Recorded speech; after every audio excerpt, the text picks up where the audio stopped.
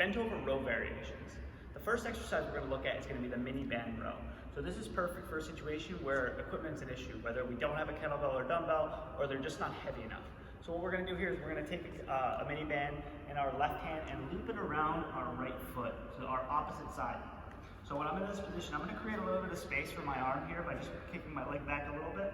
Okay, with a nice grip on the Miniband. All right, I'm going to sit back into my hips and just bring my elbow to my rib cage, just like so.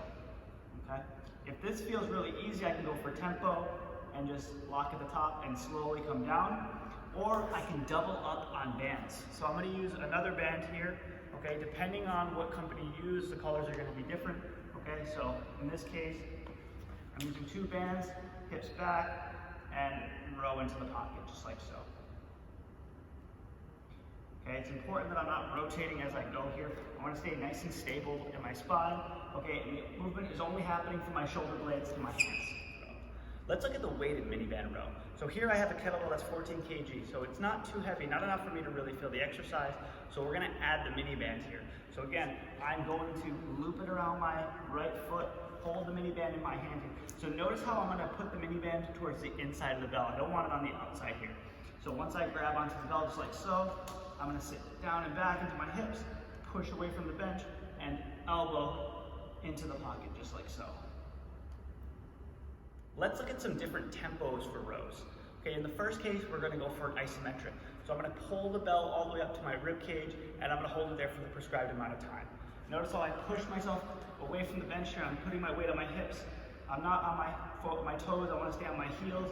I grab my bell, and I'm going to pull it up and hold for the prescribed amount of time, and then release. Hold for the prescribed amount of time, and then release. The next tempo we can look at is going to be the eccentrics. So instead of holding as an isometric at top, I'm going to slowly lower the bell down for the prescribed amount of time. So I'm here, push my hips back, grab onto the bell, and slow. Let's see, 3 seconds. 3, 2, 1, up. 3, 2, 1, up. Scapula rows. So the emphasis here is going to be the actual scapula. So weight is not going to be such a priority. Okay, so what I want to look for is I want to protract, or I want to bring my scapula forward, and then I want to make sure I'm pulling it all the way down and in towards the spine. I don't want to be shrugging. I want to make sure I stay down and really try to pull that scapula or that shoulder blade tight to the spine here. Okay, one little tip is as I bring the bell down, I'm going to rotate my thumb or rotate my upper arm inward like this. Okay, as I come back, I'm going to rotate it out like so. So I'm now getting the component of rotation into the row. So here, I push myself back, my weight is on my heels and my hips. All right, I start with my thumb in and down, and as I row, the thumb comes out, and the shoulder blade goes in. Protraction, retraction, just like that. 2 kettlebell or 2 dumbbell row. Now first let's talk about some safety here. So this is a pretty advanced exercise. If I don't have core strength, okay, I'm potentially endangering my spine here, okay? Because we don't have that base support anymore with the hand, we need to support it entirely with the hips and the torso, okay? So if you're not sure about this one, maybe go back to the other dumbbell variations and then come back to this with a little bit lighter weight.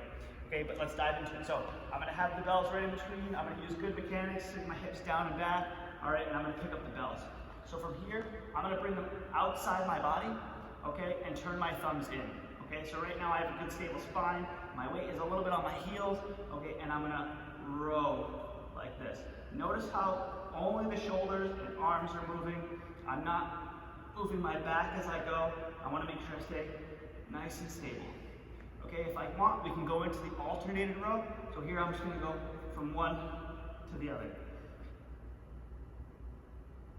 Again, there's no rotation, there's no extension in my back as I move the weight. Okay?